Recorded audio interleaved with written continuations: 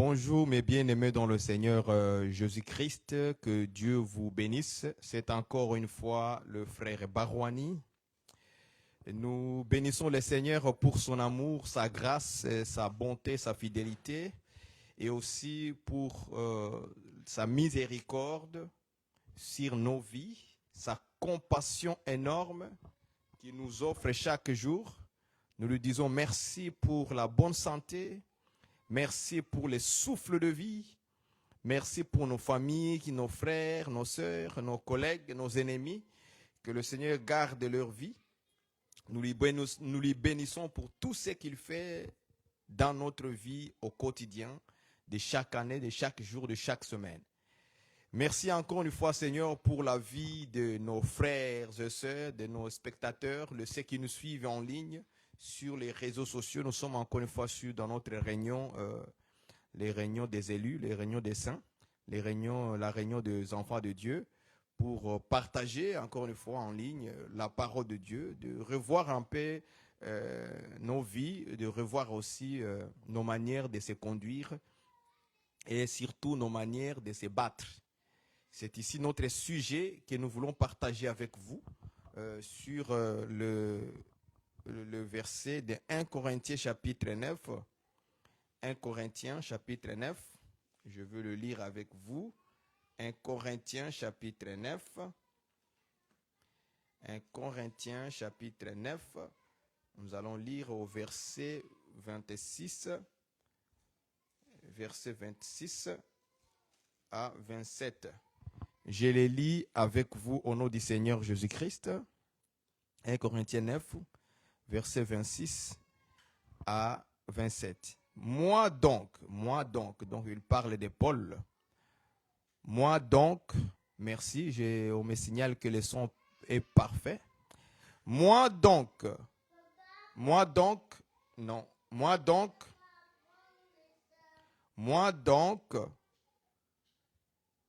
je cours, non pas comme à l'aventure, je frappe, non pas comme battant l'air, mais je traite durement mon corps et je le tiens assujetti, de peur d'être moi-même rejeté après avoir prêché aux autres. Mais avant de continuer, nous allons d'abord lire aussi la version Parole de vie.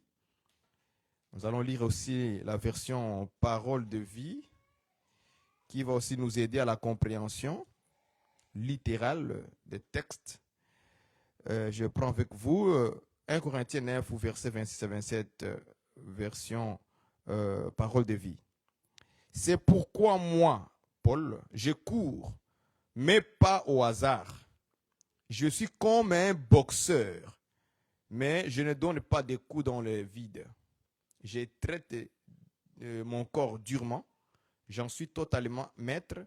Sinon, moi qui ai annoncé le message aux autres, je risque ensuite d'être éliminé. Que Dieu vous bénisse. Mais avant de commencer, nous allons commencer d'abord par chanter un cantique, de prier le Seigneur. Que Dieu puisse nous aider à s'exhorter aujourd'hui. La parole est sur la table. Nous allons nous partager ensemble avec vous cette parole. Jésus, le roi des rois, Jésus, le roi des rois, Jésus, le roi des rois. Il est toujours le même. Jésus, le roi de Jésus, le roi des rois, Jésus, le roi des rois. Alléluia, Jésus, le roi des rois. Il est toujours le même. Jésus ne change, Jésus ne change pas, Jésus ne change pas. Alléluia, Jésus ne change pas. Il est toujours le même. Jésus ne ne change, Jésus ne change pas, Jésus ne change pas. Alléluia, Jésus ne change pas. Il est toujours le même, Jésus ne change. Oui, Jésus ne change pas, Jésus ne change pas. Alléluia, Jésus ne change pas. Il est toujours le même, Jésus ne change pas. Jésus la main cachée, Jésus la main cachée, il est toujours le même. Jésus la main cachée, Jésus, Jésus, Jésus la main cachée. Alléluia, Jésus la main cachée. Il est toujours le même, Jésus la main cachée.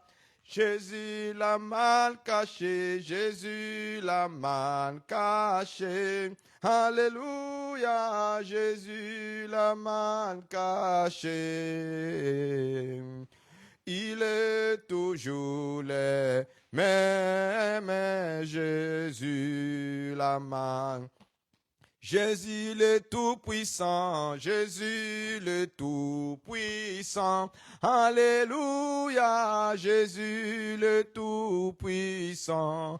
Il est toujours le même. Jésus le Tout-Puissant. Jésus, Jésus, Jésus le Tout-Puissant. Alléluia, Jésus le Tout-Puissant. Il est toujours le même, Jésus le Tout-Puissant. Jésus le Tout-Puissant, Jésus le Tout-Puissant. Alléluia, Jésus le Tout-Puissant. Il est toujours le même, Jésus le Tout-Puissant. Il est le même, Jésus, il est le même, Jésus ne change pas, il est le même, il est le même, il est le même, Jésus, il est le même, il est le même, Jésus ne change, oh il est le même, il est le même, il est le même, Jésus, il est le même, il est le même, Jésus ne change, oh il est le même, il est le même. Il est le même, Jésus, il est le même, il est le même. Il ne change, oh il est le même, il est le même. Il est le même, Jésus, il est le même, il est le même. Jésus ne change pas, il est le même, il est le même. Il est le même, Jésus, il est le même, il est le même. Jésus ne change pas, il est le même, il est le même, il est le même. Jésus, il est le même, il est le même. Jésus ne change pas. Le même, Jésus ne change pas. Il est le même, Jésus ne change pas.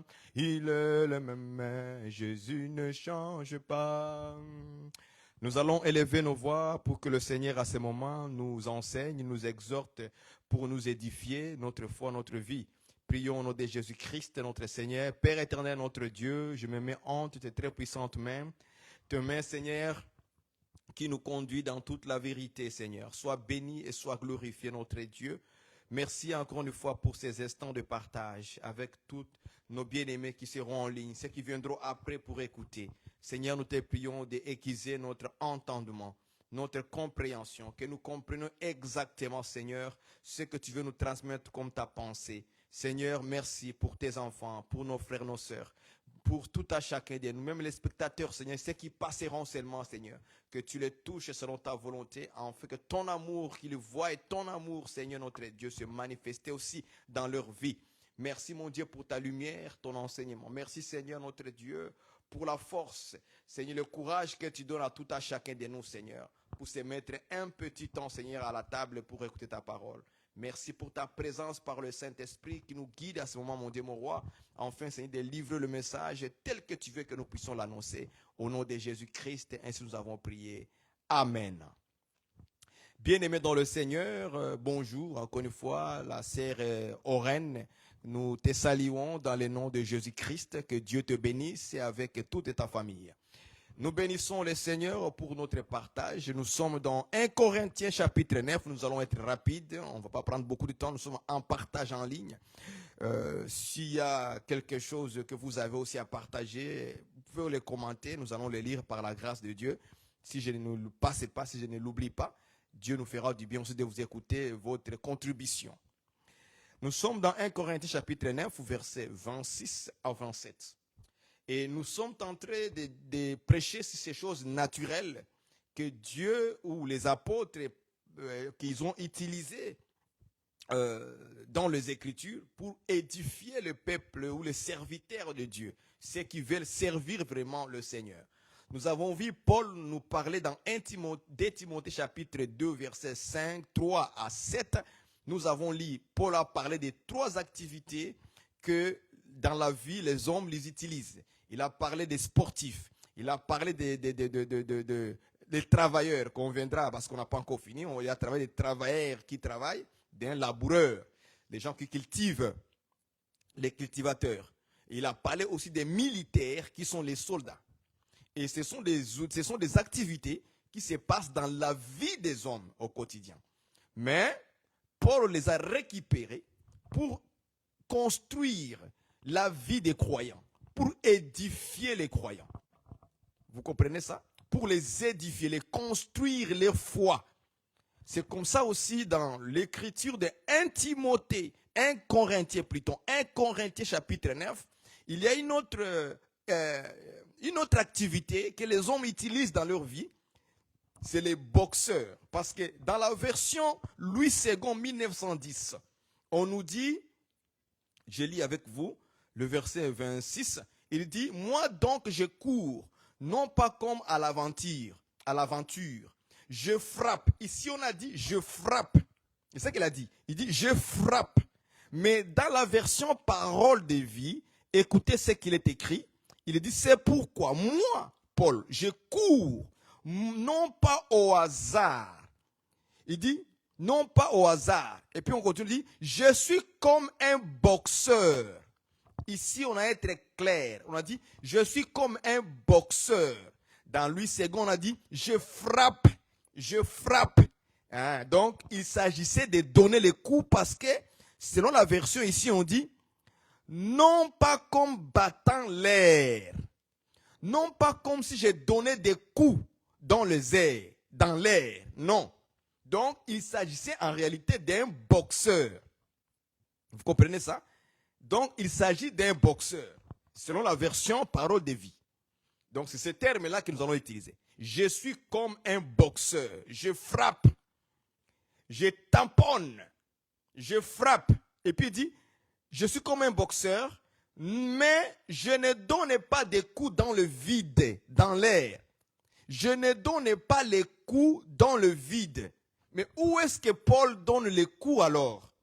C'est la première question que nous allons poser à l'Écriture. Où est-ce que Paul frappait des coups?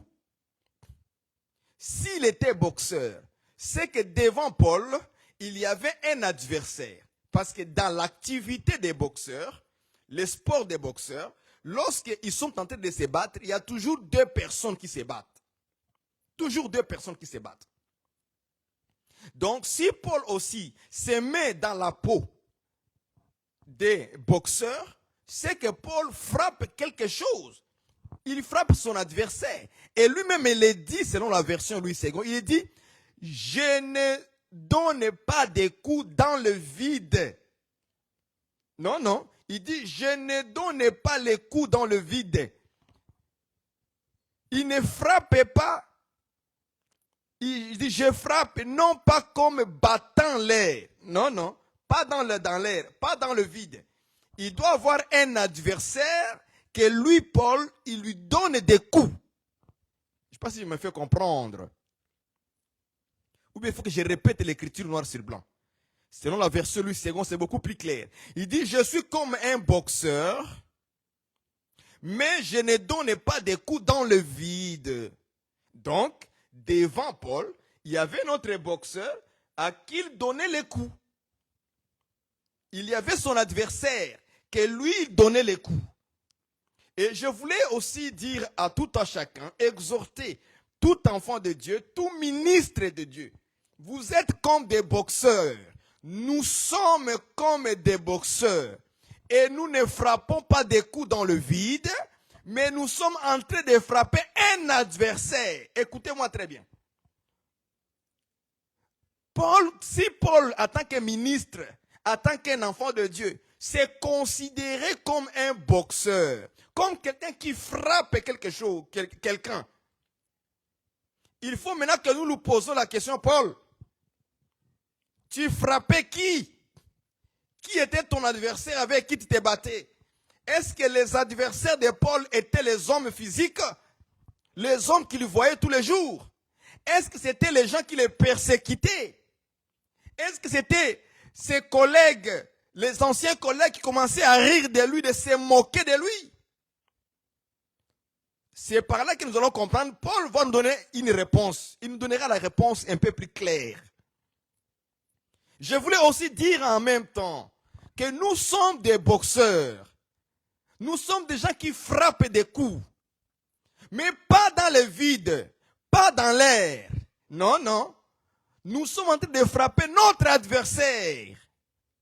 Et cet adversaire, cet ennemi, n'est pas loin de toi.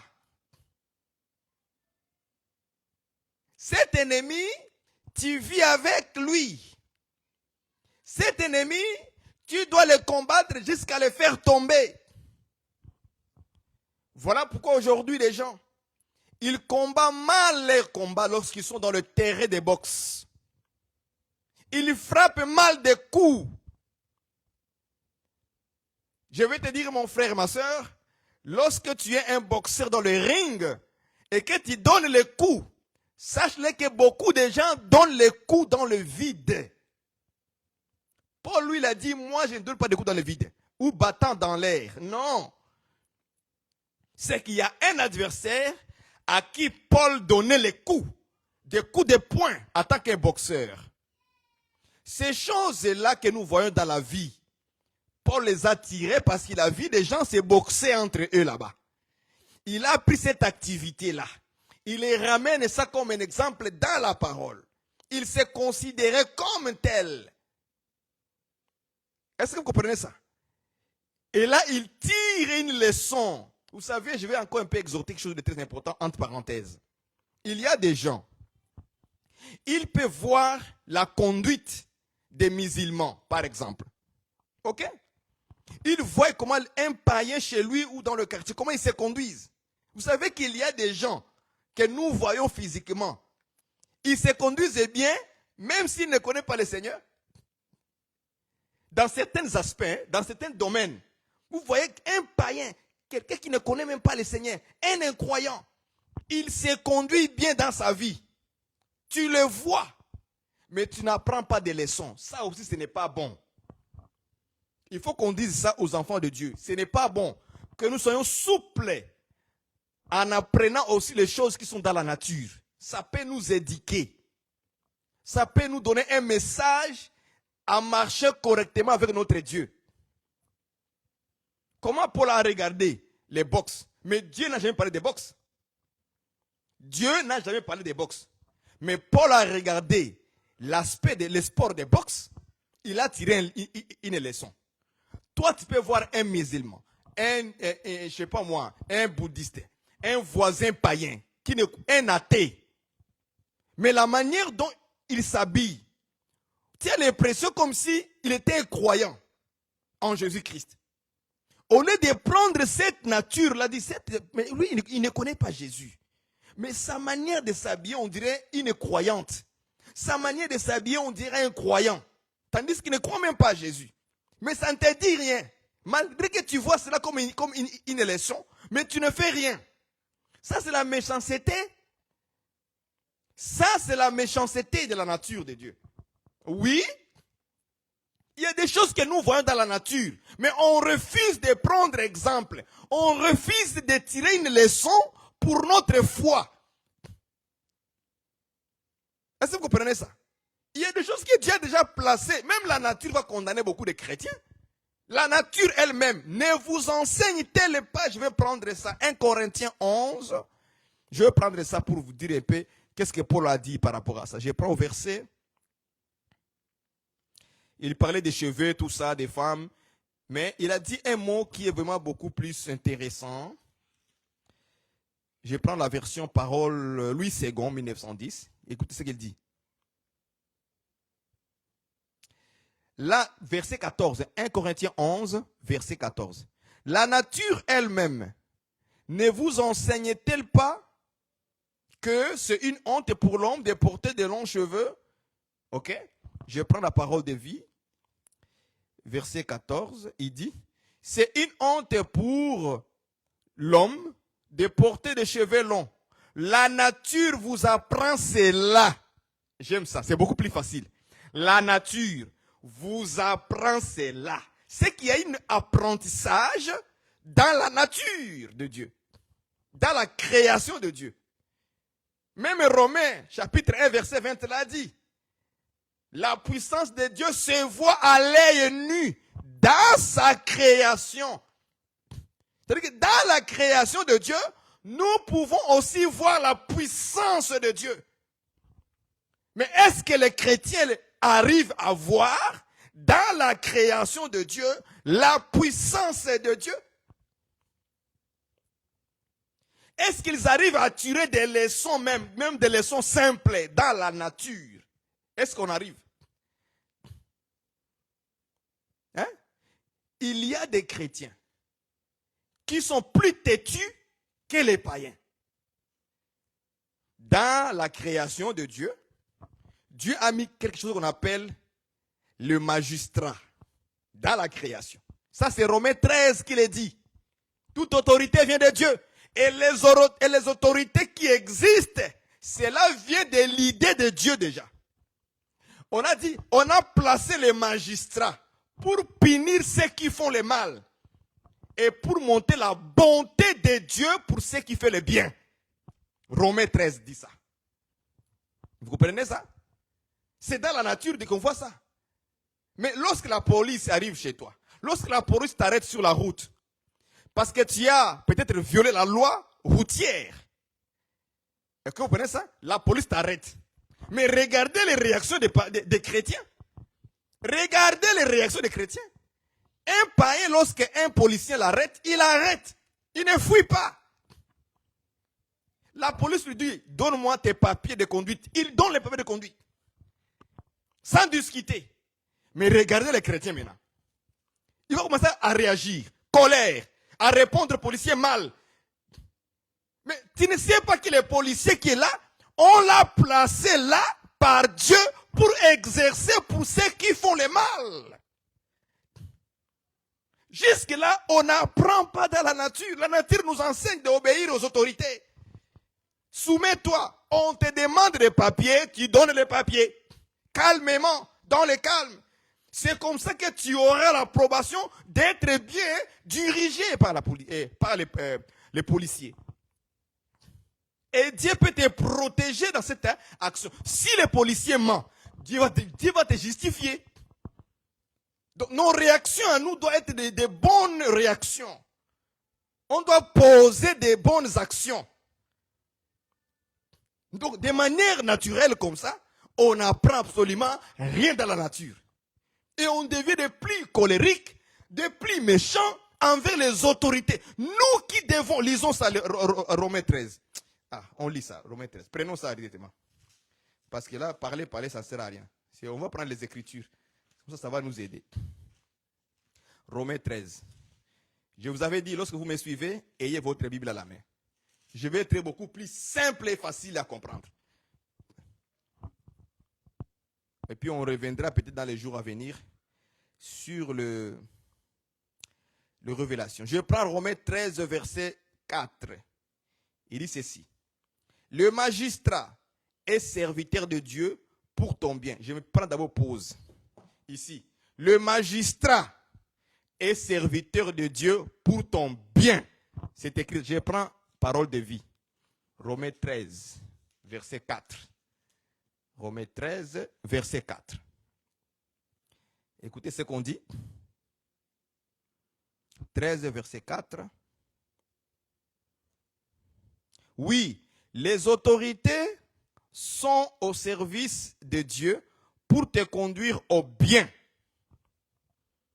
Le magistrat est serviteur de Dieu pour ton bien, pour te conduire au bien. Mais si tu fais le mal, tu dois avoir peur, car les autorités ont le pouvoir de punir. Les autorités ont le pouvoir de punir. Donc, Dieu les a autorisés. Quand il s'agit du mal, ils vont te punir. Ils ont cette autorité de le faire. Voilà pourquoi il y a des prisons qui existent. C'est malheureux de voir un chrétien aller en prison parce que tout simplement, il a parlé mal au policier qui l'a arrêté. C'est malheureux de voir un frère en Christ ou une sœur arrêtée par la police parce que tout simplement, il a discuté, il a refusé de donner ses documents, des documents aux policiers pour faire son travail. Et puis on va te coller une amende de 1000 euros, de 1000 dollars parce que tu as mal parlé aux policiers ou parce que tu as refusé de lui donner tes documents. Parce que dans leur travail, ils doivent faire des vérifications de ta voiture si tu as un permis ou pas. Et comment ça se fait qu'en Europe, au Canada, en Amérique du Nord, des frères, des sœurs qui conduisent des voitures sans de permis de conduite. Or, dans ces pays, ici nous sommes, on oblige tout citoyen qui veut conduire une voiture sur la route, il doit avoir un permis de conduite.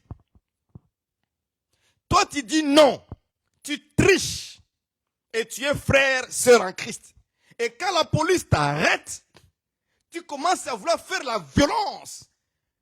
Tu deviens colérique parce que tu le sais dans ton cœur que tu n'as pas de documents de conduite. Tu n'as pas le permis de conduite. Maintenant, tu commences à faire à réagir.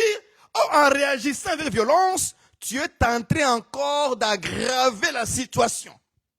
Sans le savoir. Je l'ai dit à nos frères qui sont en Europe et aux ceux qui sont en Amérique du Nord. Ça, ce n'est pas le Congo. Ok? Ici, il n'y a pas de magouille. Tu ne peux pas magouiller un policier au Canada, aux États-Unis ou en Europe. Tu ne peux pas. Et ils ne sont pas là. Oh, tu amènes ton 50 $, tu lui donnes comme ça. Tiens, chef, tiens. Et puis, il prend ton argent et puis il dit, passe. Ce n'est pas Congo ici. C'est là-bas où il n'y a pas de loi, il y a de la corruption qui détruisent les policiers, les politiciens, les ministres, les députés. Ça, ce n'est pas le Congo ici. Vous comprenez ça? On va être dans la simplicité d'exhortation aujourd'hui. Pas de grosses choses. On va rester simple. Les gens fuient des prédications comme ça parce qu'ils savent qu'ils sont dans ces choses-là. Ils vivent dans ces choses-là. Il n'est pas permis, selon la loi du pays, de conduire une voiture sans permis. Tu dois obéir. Aller chercher les permis pour être en ordre, pour ton bien, parce que le magistrat est là pour ton bien, pour te conduire vers le bien. Mais si tu fais le mal, il va te punir. Et c'est comme ça que dans les églises, on est en train de prier le Seigneur, que Dieu fait ceci, que Dieu fait ça pour notre frère, mais le problème, ce n'est pas les prières. Le problème, c'est la conduite de la sœur ou du frère dans la société d'où il ou elle est. Comprenez ça, frères et sœurs? C'est ça le problème qui est là. Il y a des freinages. On lui a donné, par exemple, tu es en Europe. on te taxe une amende de 1500, de 2000 €. Tandis que ton salaire par mois, c'est 1500. Comment tu vas faire maintenant pour vivre? Parce que tu as conduit une voiture sans permis. On t'a arrêté. Ici au Canada, tu conduis une voiture sans permis, tu es considéré comme un criminel. Même si tu as un permis, tu n'as pas l'assurance de la voiture, tu es considéré comme un criminel. Tu risques d'aller en prison ou avoir une amende de 5000 $. Et là, on va commencer à faire des prières sur le frère, sur la sœur. Quelles prières on va faire? C'est le frère qui ne s'est pas bien conduit. Et c'est normal que les magistrats, les policiers puissent l'arrêter et lui donner une amende de 5000 €. Et là, on va continuer à prier. On prie quoi réellement à l'église? On prie quoi? Oh, priez pour les sœurs, la sœur. Priez pour les frères parce que les policiers l'ont arrêté. Ils l'ont taxé, nous allons prier quand il va partir au cours, que Dieu puisse les libérer. Nous prions, mais il faut poser la question au frère ou à la sœur. As-tu ton permis de conduire? As-tu l'assurance de l'auto? Oui, je les ai tous. Est-ce qu'ils sont en ordre? Non, ils sont expirés. Non, pasteur, j'en ai pas. Ah, mon frère, comment tu veux qu'on puisse prier le Seigneur le jour où tu vas partir au cours? Comment tu veux que nous puissions prier pour ça, tandis que tu n'es pas en ordre? Il faut lui rappeler ça. Dis, mon frère, qu'est-ce que tu as fait toi aussi? Ma soeur, qu'est-ce que tu as fait toi aussi? Il est écrit dans Romains 13. Si tu fais mal, le magistrat va réagir pour te punir. Est-ce que vous comprenez ça? Il faut lui rappeler ça. Pasteur doit rappeler à ses fidèles. Je vous ai dit, si on n'a pas les fondements, si on n'a pas dans l'église, si on n'a pas les fondements, nous allons prier mal. Nous allons prier mal à l'église. Des choses simples comme ça, on ne les prêche pas dans les églises. Que nous devons faire le bien pour que les magistrats ne puissent pas nous punir. Et il y a beaucoup qui sont punis dans les églises, si tu es au Canada et en Europe, parce qu'ils n'ont pas de documents. Et quand on les attrape, ils commencent à aller à l'église pour qu'on puisse prier, afin que Dieu puisse réagir dans le mal qu'il a fait. Est-ce que vous comprenez ça? Nous allons prier dans le mal que lui-même il a créé. Est-ce que n'étais-tu pas informé que dans ces pays ici-là, pour conduire une voiture, il te faut un permis, il te faut une assurance de l'auto?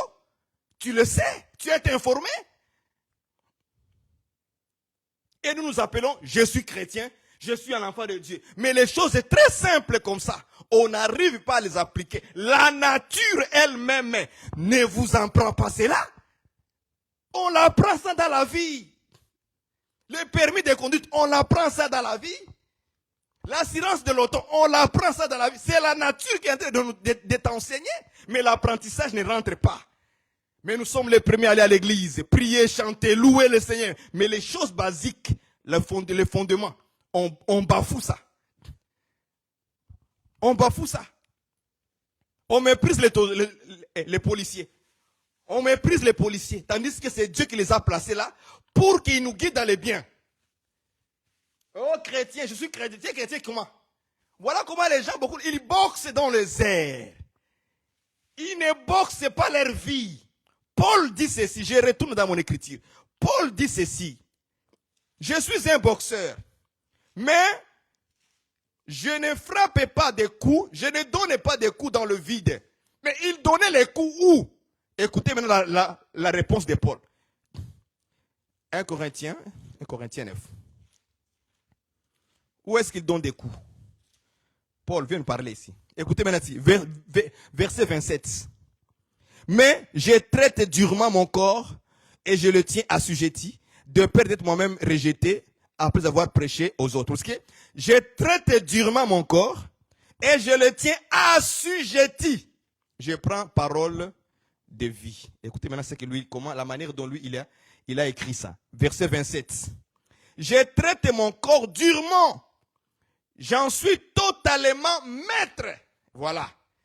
Maître, sinon moi, qui ai annoncé le message aux autres, je risque ensuite d'être éliminé. Vous voyez comment les gens seront éliminés?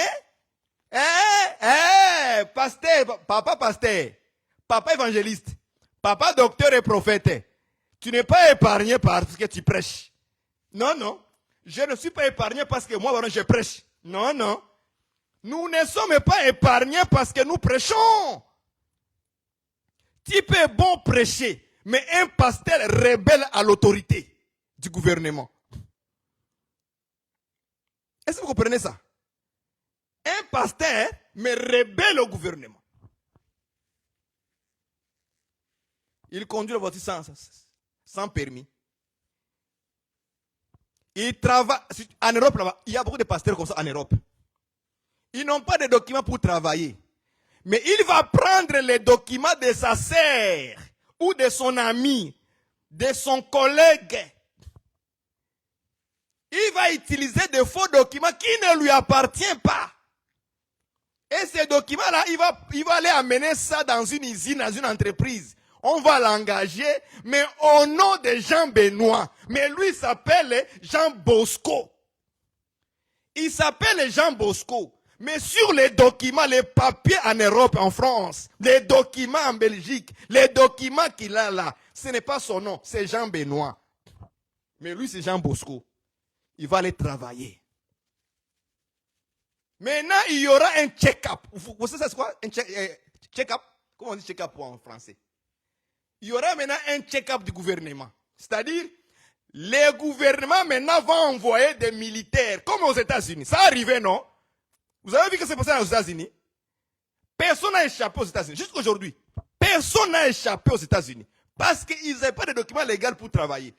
Les soldats, les militaires, maintenant, qui font, je ne sais pas moi, des partis républicains ou démocrates, je ne sais pas quoi, ils sont maintenant rentrés dans la cité, dans toutes les usines. On trouve les immigrants qui n'ont pas de documents. Sors. On renvoie chez vous. On vous renvoie chez vous. On vous renvoie chez vous. Et vous allez encore prier Dieu. Dieu, notre pasteur n'a pas de documents. Oh là là, prions Jésus-Christ pour se libérer le document. Mon ami, il faut aller à l'administration là-bas. Il ne faut pas prier pour ça. Tu connais le chemin. Pour avoir les documents dans ces pays-là, il faut aller chercher ça auprès du gouvernement pour être en ordre. Mais les pasteurs travaillent là-bas en Europe avec les documents de Jean Benoît. Et il est toujours pasteur. Et il continue comme ça. Mais les choses basiques, l'autorité, il bafoue l'autorité du pays. Il bafoue ça. Maintenant, les jours où on va commencer à faire le check-up dans la population, les pasteurs, maintenant, il va commencer à amener les sujets à l'église. Priez pour moi, bien-aimé, parce qu'aujourd'hui, dans ces temps ici, le gouvernement français a commencé à envoyer des policiers dans les usines pour regarder les gens qui n'ont pas de documents et ceux qui ont des documents. Là maintenant, oh Seigneur Jésus, vous priez mal, je l'ai dit, vous priez mal. Vous priez mal. Posez la question, pasteur. Maintenant, toi, tu nous parles de prier parce qu'il n'y a pas de documents. Mais toi, un jour, tu nous as dit que toi, tu travailles, non? Il dit oui, je travaille. Mais avec quel document alors? Avec quel document? Vous voyez la confusion?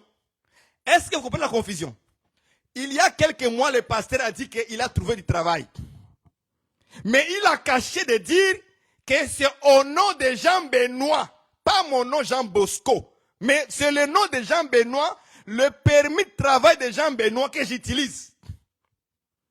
Maintenant, le jour où Dieu va permettre que parce que le gouvernement là, c'est un serviteur de, j'aime la version Louis II, est un serviteur de Dieu. Donc Dieu veut punir les méchants. Ah, donc les méchants c'est le pasteur aussi, il est inclus. Voilà pourquoi il sera illuminé.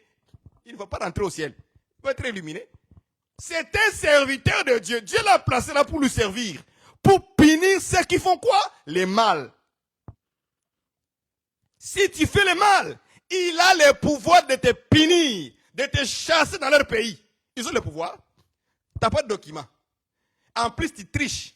Mais pasteur, tu nous as dit que l'autre jour, l'autre mois, l'année passée, que tu as eu un travail, Dieu t'a béni. Maintenant, aujourd'hui, le gouvernement commence maintenant à fouilleter dans les usines pour voir ceux qui n'ont pas de documents. Maintenant, tu nous dis que nous, on doit prier pour que Dieu te protège. Dis-nous d'abord, comment tu travailles, et puis tu nous poses la question de prier pour toi, pour Dieu te protège contre le gouvernement. Est-ce que les documents que tu as, des documents ou ce n'est pas des documents? Dis-nous la vérité. Moi, je te dis, moi là, si moi je suis dans l'église comme ça là, le pasteur va me chasser. Parce que moi je ne blague pas, je vais lui poser des questions qui vont lui troubler. Je dis, pasteur, attends, oh, c'est quoi ça? Pasteur, parlons-en comme des enfants de Dieu. L'année passée, tu es venu nous dire ici là, que Dieu t'a béni par le travail. Et on a glorifié Dieu dans l'église. Aujourd'hui, je sens que tu as peur. Parce que tu as entendu que maintenant le gouvernement va commencer à envoyer les policiers dans toutes les usines là, pour chercher les gens qui travaillent sans documents. À quoi tu as peur? Maintenant, les documents que tu as là, par ton travail que tu as et que nous, on a glorifié ici à l'église là. On a glorifié Dieu. Maintenant, dis-nous, c'est le document de qui? De toi ou de quelqu'un d'autre? S'il dit que non, c'est le document de Jean Benoît, donc basta. Donc toi aussi, tu fais le magouille, hein? Tu es venu marmailleur. Hein? Ah, basta. Comment on peut prier avec les marmailleurs? Comment? Prier, vous allez prier mal. Et Dieu ne pourra jamais exaucer ça. Ça, il faut comprendre dans votre tête là. Il faut comprendre ça.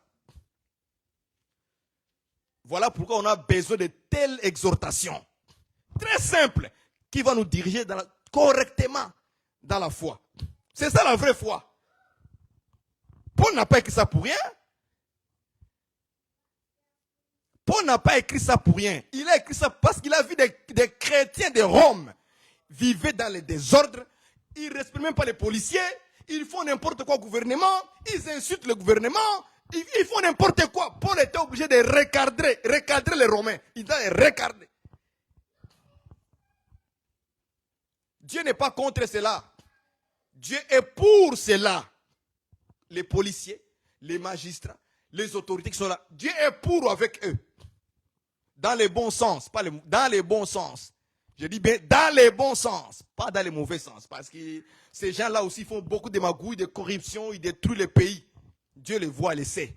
Vous voyez ça? C'est important.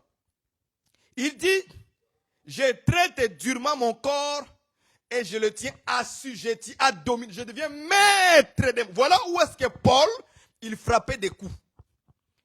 Comme un vrai boxeur. Pas dans les airs, mais sur son propre corps. Donc le corps de Paul, c'était un adversaire de Paul. Et Paul devait lui donner des grands coups.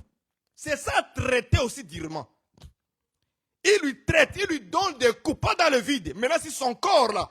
Il donnait des coups. Parce que lorsque ton corps te dirige d'aller faire l'impudicité, par exemple, tu dois les traiter durement. Tu dois être chef, maître de ton corps. L'assujettir, le dominer. Combien de gens pensent à ça? Un petit flèche, les yeux sont ouverts sur les femmes. Wow, wow. Pourquoi? Un petit, les yeux sont déjà ouverts dehors là-bas. Pourquoi? La maîtrise de soi, c'est pourquoi? Hein? C'est juste la maîtrise de soi, c'est pour te garder de ne pas répondre mal à quelqu'un. Oui. La maîtrise de soi, c'est pour son propre corps. Il faut savoir maîtriser, non? Maîtrise de soi. C'est pas ça, non? Soi, ça veut dire quoi? Soi-même. Quand on dit maîtrise de soi, donc c'est toi-même qui te maîtrises. Donc tu dois d'abord maîtriser le corps lorsque le corps est en chaleur. Lorsque tu sens que tu es en chaleur, tu as envie de quelque chose, tu dois les bloquer. Tu dois les maîtriser. Beaucoup de gens ne maîtrisent pas leur chair. Leur chair là. Ils ne maîtrisent pas ça. Petite chaleur. Les yeux sont déjà dehors. Les femmes. Dès qu'ils voient une femme en mini-jupe, les pensées sont envolées. Il est déjà loin. Pourquoi? Parce qu'il ne maîtrise pas il ne tape pas les coups sur son corps. Donnez-lui les coups qu'il faut. Donnez à votre corps les coups qu'il faut. Maîtrisez-les. Assujettissez-les à terre. Donne-lui des coups. Bah, bah, bah. C'est ton adversaire que tu es avec tous les jours.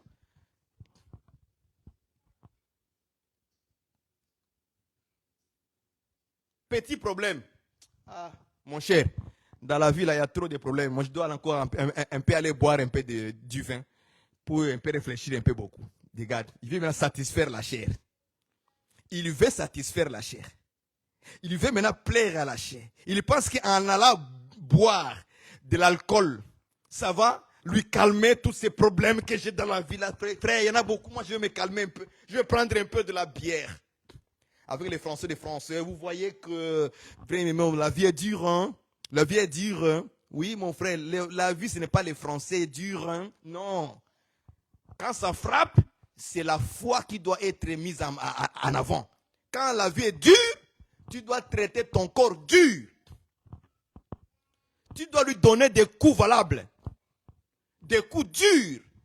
Assujettissez le corps. Maîtrisez votre chair. Les envies, il faut les maîtriser. Une petite voiture qui passe sur la route là. Oh, moi aussi je devais avoir une voiture comme ça. Déjà, les envies. Je parle dans les envies. Pas dans l'appréciation. On peut apprécier une belle chose, oui. Une femme belle, on peut l'apprécier. Sans vouloir, dans son cœur, avoir des pensées charnelles. Une belle voiture que ton ami a acheté. On peut apprécier, ah, c'est une belle voiture. Ok? C'est très bien. Ce n'est pas une mauvaise chose d'apprécier. Ah, vraiment, tu as des beaux habits. Ah, j'aime ta veste. J'aime ta robe, ma soeur. C'est vraiment une belle robe. Ça te tient bien. J'apprécie. Mais je n'en vis pas. Maintenant, il y a des gens qui vont aller au-delà d'apprécier. Comme Dieu voit le cœur, il sait que non, tu n'apprécies pas. Tu es en train d'envier. Ça aurait été moi avoir cette voiture-là. D'ailleurs, cette voiture-là, ça ne colle pas avec elle. Ça ne colle pas avec lui. Dans son propre cœur, là, il est en train de parler beaucoup de paroles dans son cœur. C'est la jalousie. Commencez à taper la jalousie. Tapez jalousie, j'ai dit. Hein, tapez la jalousie. Il faut la taper.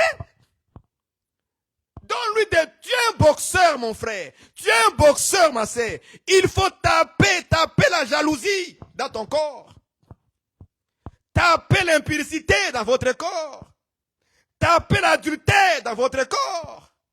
Tapez les envies charnelles là qui ne servent à rien. Tapez-les dans votre corps. Il faut les tabasser. Frapper fort, pas dans le vide, mais contre ces œuvres-là qui veulent se manifester dans ton corps. Donc, il faut assujettir ton corps, maîtriser ton corps. Maîtrise. Dis non, j'en veux pas. Non, j'en veux pas. Non, pas ça. Non, j'en veux pas.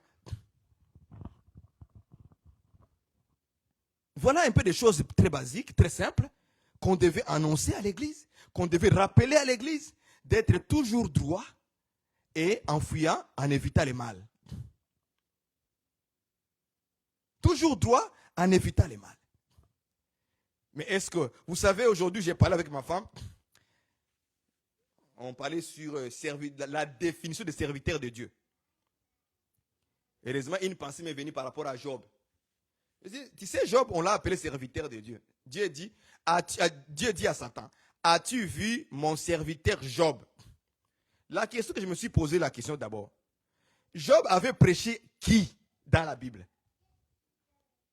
Job a prêché à qui réellement? Venez à Jésus, ou bien venez à Dieu, venez à Dieu. Il a prêché à qui Job? Mais Dieu l'appelle mon serviteur.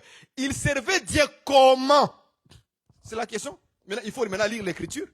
Qu'est-ce qu'on dit? As-tu vu mon serviteur Job? Et c'est un homme droit. Voilà comment on commence. C'est un homme droit, intègre, qui fait quoi? Qui se détourne du mal. Donc nous avons compris qu'un serviteur de Dieu, ce n'est pas d'abord aller prêcher la parole, mais c'est la vie que tu mènes, l'obéissance à sa parole, la pratique de la parole de Dieu fais de toi serviteur de Dieu. Acclamez le Seigneur, si tu as compris ça. Est-ce que vous comprenez ça, hein, Sœur Oren? Est-ce que vous comprenez ça un peu? Est-ce que vous voyez cette idée-là? Dieu appelle Job mon serviteur, mais il a prêché, parce que les gens aujourd'hui pensent que serviteur veut dire prêcher la Bible. Venez à Jésus. Donc, lui est serviteur de Dieu. Non. Job a prêché qui? Hein? Pendant qu'il était malade là, il a prêché qui? Toi, tu es en train de souffrir, tu vas le prêcher? Il n'a prêché personne, Job. Abraham a prêché qui? Personne. Mais et tous, Dieu les a appelés mon serviteur Abraham. Mais Abraham n'a pas prêché à quelqu'un. Abraham vivait selon la foi. C'est ça que la Bible dit. Abraham crut en Dieu. C'est tout. Mais Dieu l'a appelé mon serviteur Abraham. Jacob a prêché qui? Mais Jacob est appelé serviteur de Dieu.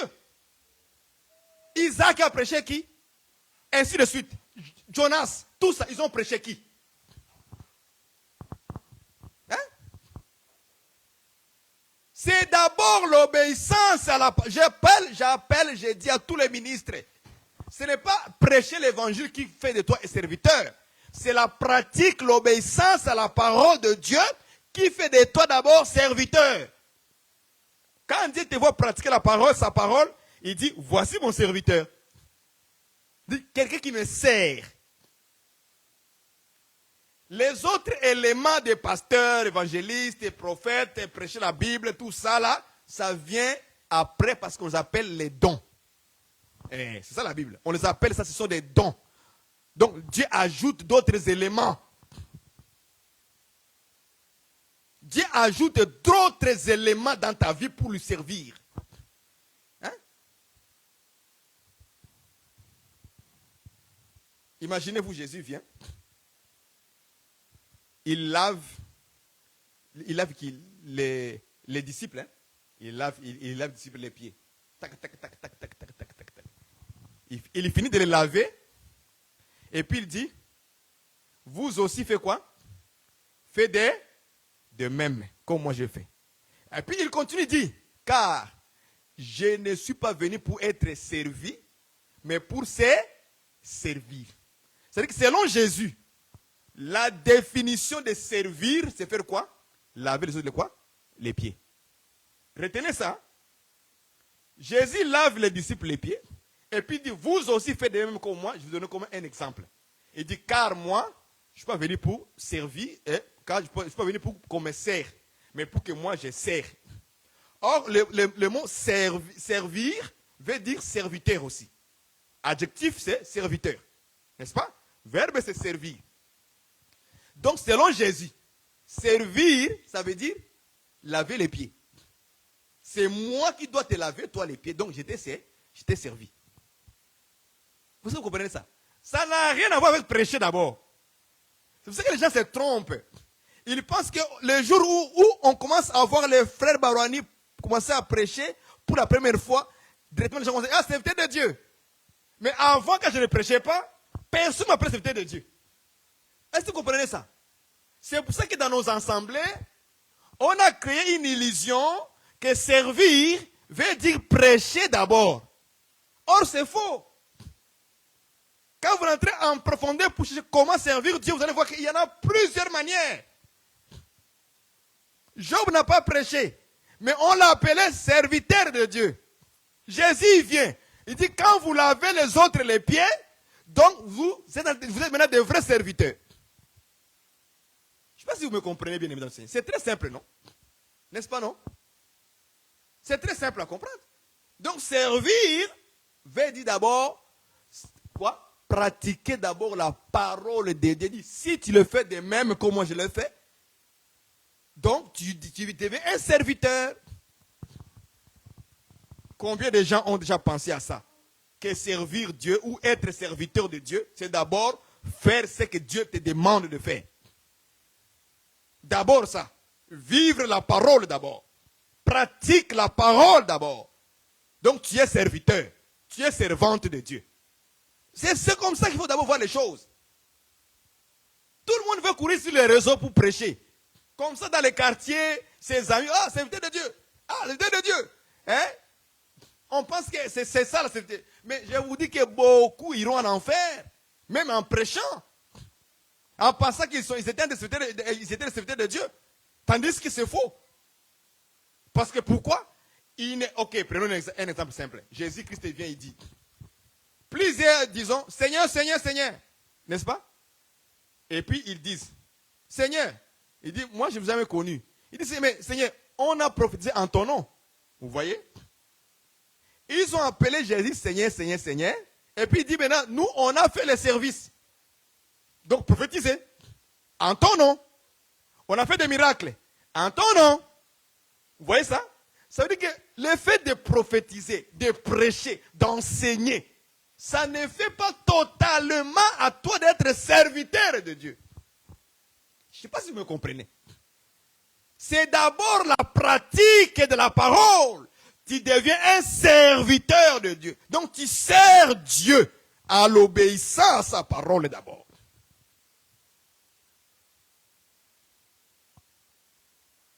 C'est très simple.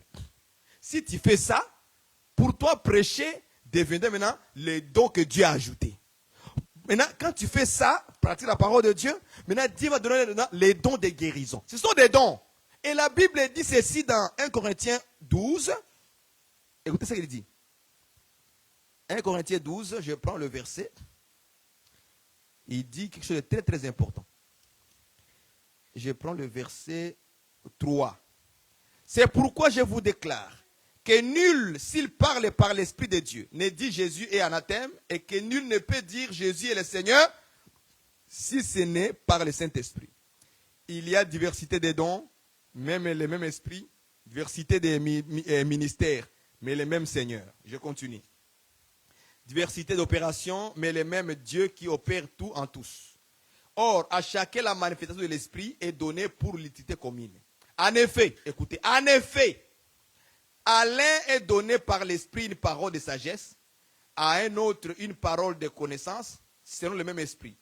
À un autre la foi par le même esprit, à un autre les dons de guérison par le même esprit, à un autre les dons d'opérer des miracles, à un autre la prophétie, vous voyez, à un autre le discernement des esprits, à un autre la diversité des langues, à un autre l'interprétation des langues. Écoute maintenant le verset 11 qui finit. Un seul et même esprit opère toutes ces choses, les distribuant. Donc il fait une distribution. Je ne sais pas si vous comprenez. Donc il distribue, il donne après. Donc tout ça, la prêcher, miracle, tout ça, ce sont les choses que Dieu amène après. Mais ce que Dieu cherche dans notre vie premièrement, c'est la pratique de la parole. C'est ça qui est fait de toi d'avoir être une servante de Dieu. L'obéissance à ce que Dieu a déjà mis sur écrit. Tu le lis, demande la force à Dieu, tu le pratiques. Dieu te dit, voici mon serviteur, voici ma servante. Donc ne sois pas, moi maintenant là, j'appelle toutes les sœurs qui vivent la parole, servantes de Dieu, sans prêcher. Je vois un frère qui aime la pratique de la parole, je l'appelle un serviteur. Pour moi, c'est comme ça. J'ai changé d'idée, moi. C'est fini ça. Où on appelait seulement les hommes de Dieu là qui prêchent. Homme de Dieu, homme de Dieu. Tout le monde est homme de Dieu. Qui est homme de Satan ici? Satan crée quelqu'un? Même un sorcier refuse qu'on l'appelle serviteur du diable. Il refuse ça. Pourquoi? Parce que c'est le mal. Il connaît que c'est le mal. Satan, c'est le mal. C'est les ténèbres. C'est l'obscurité. Qui veut être dans l'obscurité? Personne. Pour moi, toute sœur qui pratique la parole de la sainte doctrine, je l'appelle toujours servant de Dieu. Un frère qui ne prêche pas, qui n'évangélise pas, mais il vit la parole, il est droit comme Job, il évite le mal, il se détourne du mal. Je l'appellerai toujours homme de Dieu. C'est homme qui appartient à Dieu. C'est ça, ça veut dire homme de Dieu. Homme qui appartient à Dieu. Femme de Dieu. C'est une femme qui appartient à Dieu. Ça n'a rien à voir avec prêcher d'abord. Ça n'a rien à voir avec ça. Voilà pourquoi les gens fuient la pratique. Ils veulent aller prêcher. Les femmes veulent prêcher. Tout le monde veut courir prêcher. Mais vivre ça, c'est un problème. Même dans les couples, parlons des couples aussi, il me reste quelques minutes. Même dans les couples. On doit être des croyants, même dans la maison physique que vous avez. Dans vos familles physiques, on est tous des croyants. Il faut que ta femme voie ta foi, qu'il voie la pratique de la parole de Dieu. Il faut que ton mari voie en toi la pratique de la parole de Dieu. Et lisons ça, 1 Pierre. Qu'est-ce que Pierre a dit? 1 Pierre, allons-y, 1 Pierre, chapitre 3. Et puis on finit par là. Verset, je prendrai les versets 1. Femmes, soyez de même soumises à vos maris, en fait que si quelqu'un n'obéit point à la parole, il soit gagné sans parole par la conduite de leur, je prends parole de vie, par la conduite de leur femme. Écoutez maintenant ce qu'il dit dans le livre Parole, dans la version Parole de vie. 1 Pierre 3, verset 1. De façon semblable, vous, les femmes, obéissez à vos maris. Alors, même si votre mari ne croit pas à la... Voyez ce qu'on dit ici? On dit croire. Ne croit pas à la parole de Dieu, donc n'obéissent pas. Ne croit pas à la parole de Dieu. Il sera gagné à la foi par votre conduite. Et c'est sans reproche. Non, et c'est sans parole. Vous voyez comment Dieu parle des fois de manière très simple, hein, très basique dans la foi. Vous êtes à la maison. On a parlé de ton mari. Ton mari est où? Au magasin? Ton mari est au ciel? Je pose la question, ma sœur, mon frère. Ta femme est où? Au magasin? Dans les airs? Ça, c'est la conduite où? À la maison, non? Dans un couple. On a dit ça, que dans votre couple-là, voici, on doit voir aussi la bonne conduite. Et cette conduite consiste à quoi? Consiste à obéir à ton mari. Et toi, l'homme aussi, à aimer ta femme selon Ephésiens chapitre 5. C'est vice-versa. Dieu a donné déjà les traces de couple. Donc, couple, comment vous devez vivre physiquement, vous? On doit voir la parole se manifester en vous. L'autre doit aimer convenablement. L'autre doit obéir, se soumettre à son mari. Et quand cette vie-là, cette vie est changeable entre les deux. L'autre soumission, l'autre l'amour. Vous pensez que vous commencez à vous quereller? Le querelle vient dans un couple parce qu'entre les deux, il y a les deux là qui ne pratiquent pas la parole. C'est ça la guerre que les hommes ont sur la terre. C'est la guerre que l'Église a sur la terre. Et les choses basiques, on ne les prêche plus dans les assemblées de saints. On doit vous parler, frère. On ne doit pas entendre dans les couples chrétiens des querelles, des disputes. La femme ne dort pas, la femme dort au salon, l'homme dort dans la chambre, et ça fait 3 semaines, ils ne se parlent pas. Et ils disent, nous sommes des chrétiens, vous allez rester cloués sur la terre, parce que l'obéissance à la parole n'y était pas là. Je n'ai pas vu Job se quereller avec sa femme pendant son vivant. Non, non. Je n'ai pas vu Job frapper sa femme. Je n'ai pas entendu une écriture qui dit que Abraham avait frappé Sarah. Je n'ai pas vu ça. Tu as déjà lu ça de la Bible? Hein? Vous avez lu ça? Oh, exemple. On va prendre les exemples de la Bible. Abraham. Mais quand vous prenez, je parle aux hommes là, les petits pasteurs qui frappent les femmes à la maison. Quand tu prends l'exemple d'Abraham, d'Isaac, as-tu vu une écriture, on dit, un jour, Isaac a frappé Rebecca, a giflé. Vous avez vu ça? Est-ce que vous, les prédicateurs, avez-vous vu ça? Donc la parole, la pratique de la parole de Dieu doit être premièrement visée dans notre vie. Au lieu d'aller prêcher, tu vas prêcher quoi? Ta vie ne ressemble même pas à parole. Tu vas prêcher quoi? Tu vas prêcher quoi? Voilà pourquoi vous allez voir que beaucoup de prédicateurs à l'église, lorsqu'il est en train de prêcher, regardez le visage de sa femme. Regardez le visage. Dès qu'il commence à toucher un sujet, la femme en bas là, commence déjà à bouder. Pourquoi elle boude? Parce qu'il connaît que son mari, tout ce qu'il dit là, lui-même dans la maison, il n'est pas comme ça. C'est faux. Il ment. Vous voyez ça? Il ment. La nature elle-même ne vous enseigne-t-elle pas? Moi, dans ma Bible, je n'ai pas vu Abraham frapper Sarah ou l'insulter. Je n'ai pas vu Jacob, Isaac frapper leur femme. Je n'ai pas vu ça. Et je n'ai pas non plus entendu que Sarah a désobéi à Abraham. Je n'ai pas vu ça. Vous avez vu ça? Vous avez lu ça? 1 Pierre a dit quoi? Je continue l'écriture, je vais lire ça rapidement. Il dit, enfin, verset 8, 1 Pierre 3, verset 8. Enfin, ayez tous les mêmes pensées et les mêmes sentiments. Aimez-vous comme des frères et des sœurs. Soyez bons. Hein, c'est ça, non? Attends, je vais lire ça. C'est ici. Voilà. Désolé, j'étais très très loin. Là où on parle de... Ok, verset 5. Autrefois, les femmes croyantes qui espéraient en Dieu avaient cette beauté-là parce qu'elles obéissaient à leur mari. Par exemple, Sarah obéissait à Abraham et elle appelait mon maître ou mon seigneur. Sarah faisait quoi? Il obéissait, donc elle se soumettait à Abraham. Vous voyez ça? Et appelait Abraham mon maître, mon seigneur. Voilà la Bible. Oh, si les gens arrivent à vivre ça, la femme et l'homme. Non.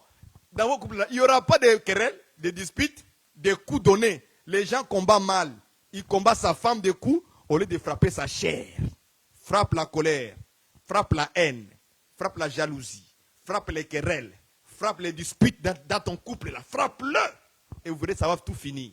Et vous serez heureux, heureuse pour toute votre vie. Jusqu'à ce que vous allez vieillir, vous allez mourir. Et Dieu va dire, voici mon serviteur et ma servante. Ils ont fait une bonne chose, une bonne vie en pratiquant la parole. Que Dieu vous bénisse. Nous allons prier pour des couples. Je sens qu'il faut qu'on prie pour les couples. Même si nous sommes en ligne. Mais que lorsque les gens vont écouter ces messages, que Dieu puisse les ranimer, cette pratique de la parole de Dieu dans leur couple, dans leur vie, sur les voisins, les gens qui sont avec vous au travail. Qu'ils voient que tu es vraiment une croyante, un croyant qui pratique la parole de Dieu. Un chrétien qui est au travail, mais compliqué. C'est un chrétien compliqué au travail. Même son patron, il ne comprend pas. Si vraiment il est un vrai croyant. Même ton patron ne comprend pas. Mais lui, je le vois sur les réseaux sociaux là, en train de prêcher là. Mais ici au travail là, mais c'est difficile de comprendre s'il est croyant ou il ne croit pas. Non, les chrétiens doivent être lavés dans l'esprit. On doit laver les esprits des chrétiens. Ça là, j'ai dit au ministre, et je le redirai encore, regardez les fondements. Si vous êtes encore dans les fondements, c'est bien de prêcher des révélations. J'apprécie vos révélations. Nous apprécions nos révélations. C'est une bonne chose. On peut voler l'éternuement des crocodiles, les lions, les cécis, la brebis. On peut tous, les serpents, des reins, les serpents cécis. On peut tout prêcher ça en Jésus-Christ. Mais je vous dis, ce n'est pas ça qui impressionne Dieu. Je vous dis la vérité. Ça peut impressionner les hommes des révélations. Ça impressionne les hommes, les mystères du royaume. Ça peut impressionner les hommes, mais pas Dieu. Parce que Dieu, c'est l'auteur de toutes les révélations. C'est Dieu qui les a cachés, tous ces mystères. Donc lui, ce qui impressionne Dieu, c'est Job. As-tu vu mon serviteur Job? C'était un homme droit. Ok? Il se détourne du mal. Dieu même a été impressionné de voir un homme sur la terre en train de dévier le mal. Il voit les femmes là qui viennent se balancer devant lui. Il fuit. Comme Joseph, il fuit. Quand il voit l'injustice de la société, il corrige l'injustice. Il est droit. Il ne s'écarte pas. Mais aujourd'hui, les pasteurs sont prêts à changer l'évangile à cause de l'argent.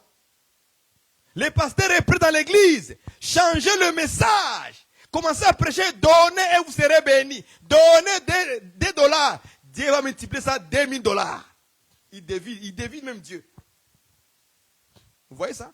On va prier pour ça. Prions pour les hommes de Dieu qui sont de ne pas dévier à cause de l'argent, l'amour de l'argent. Prions. Seigneur notre Dieu, nous te bénissons, nous te rendons grâce.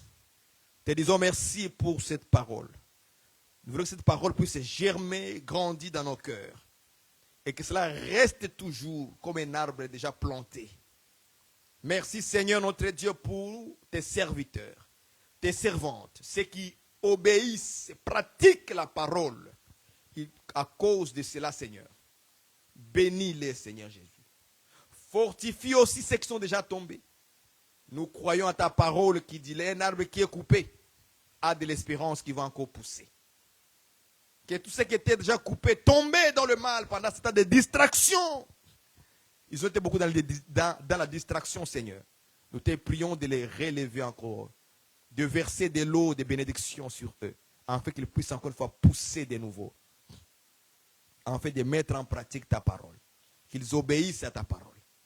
Seigneur, fortifie tes serviteurs qui t'obéissent à annoncer la vérité, à ne pas se détourner de la vérité pour enseigner les mensonges, en fait de gagner des gains. Mais que Seigneur, tu puisses les fortifier, les encourager de continuer ainsi, de ne pas lâcher de dire la vérité, d'être droit comme Job, d'éviter le mal comme Job, d'être intègre comme Job. Merci Seigneur. Et nous te rendons grâce et nous te bénissons pour ce moment.